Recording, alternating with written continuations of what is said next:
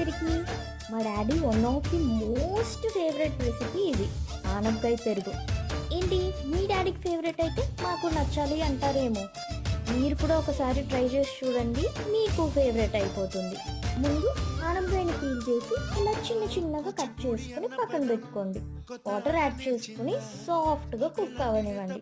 Suppose నాలాగా మీకు కూడా కొంచెం బద్ధకం అయితే ప్రెషర్ కుక్కర్లో ఒక విజిల్ రానిచ్చేయండి, సరిపోతుంది.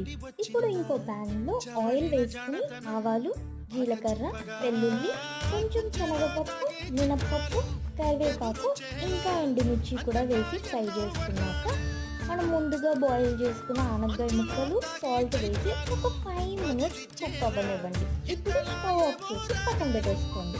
ఒక్కసారి కంప్లీట్గా కూల్ అయిపోయాక ఫ్రెష్ కర్డ్ తీసి ఇందులో మిక్స్ చేసేసుకుంటే అయిపోయినట్టే. చూసారా ఎంత సింపుల్గా ఉందో? సో మీరు కూడా ట్రై చేసి చెప్పండి.